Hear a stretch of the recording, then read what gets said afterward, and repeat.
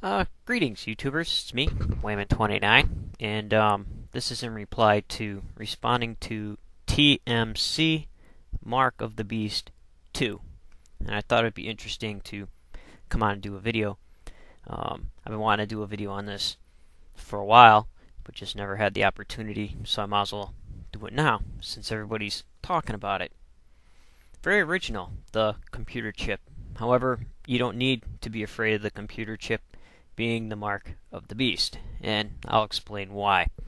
A while back, it was social security numbers that everybody was panicking over, and then later, barcodes on things you buy at the store, and anything, license plates.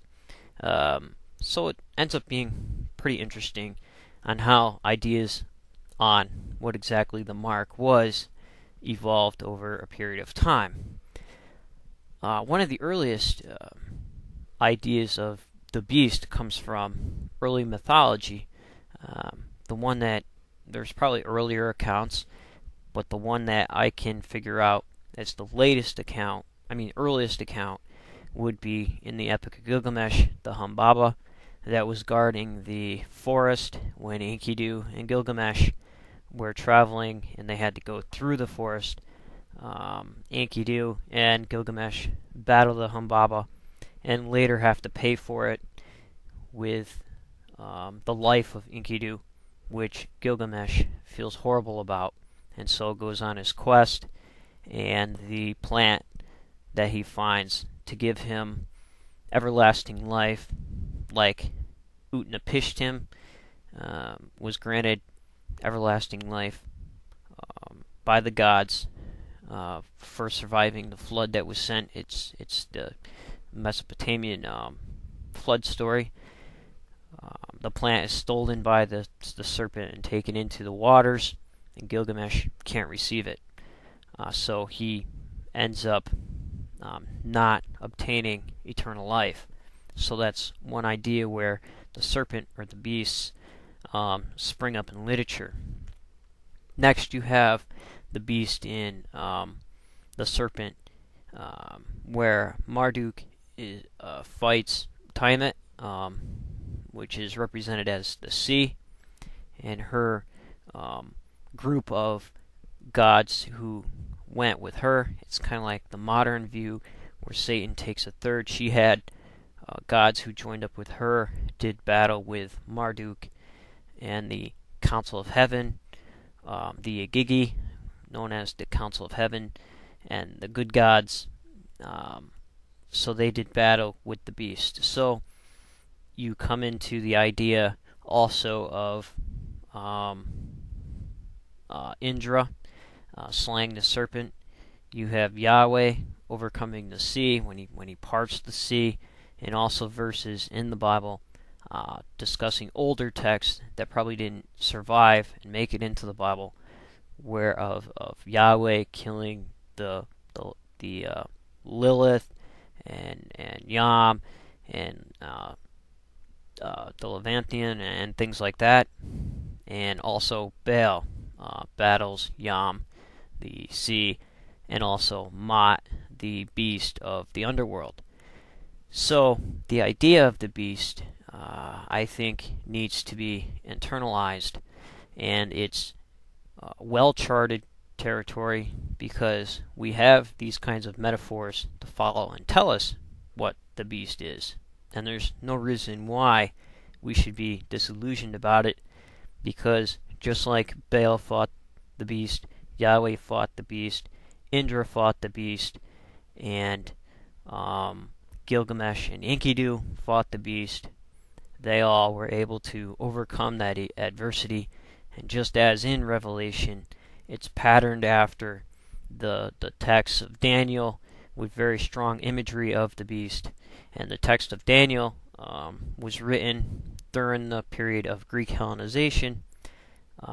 It was written in the format that it was, so it would not be confiscated, or the Greek king would not know that it was actually about him.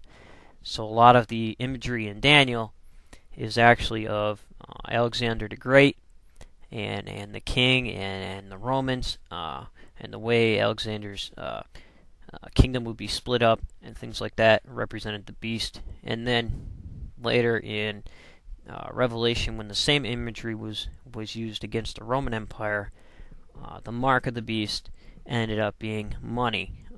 When you hand somebody money, you put the money in the palm, and you see the top of your hand, and you cannot buy or sell without money and the image of the Roman Empire's face on the money was the mark, and you could not buy or sell, or you didn't do very well if you weren't a part of the trade organization, so to speak.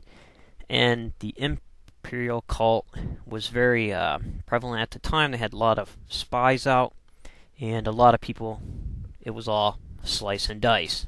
So you had to be very careful about what you did in that time period if you're a Christian, especially during the time of immense persecution.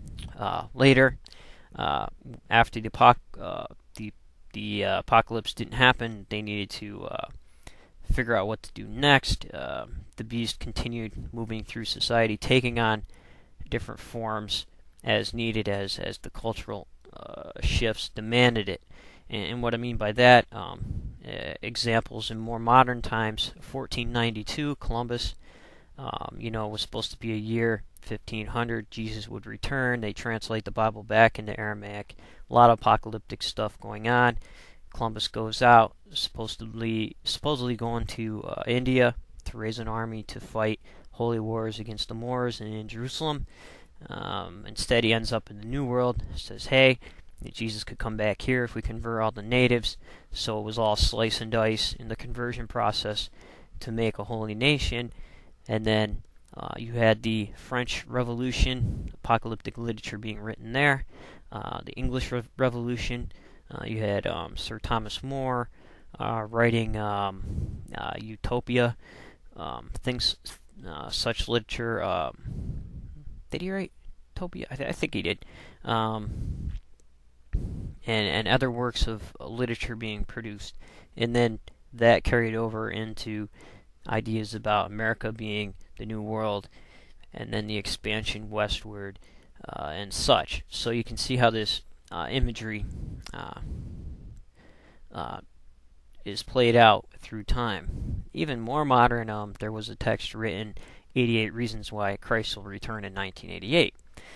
Which was really interesting. That played off the whole Cold War era fear, and when that was over, you now have the new modern ideas of apocalyptic literature being written in the Left Behind series. And if you don't have that series and you don't even care to read it, it still should be on your bookshelf, because it's the most modern, up-to-date apocalyptic thinking of evangelicals, which carries a lot of weight on how foreign policy is made and how policies are made in government.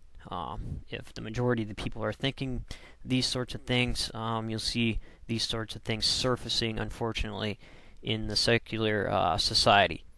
Okay, YouTubers, take care. Hope this was interesting. Take care of yourself and each other.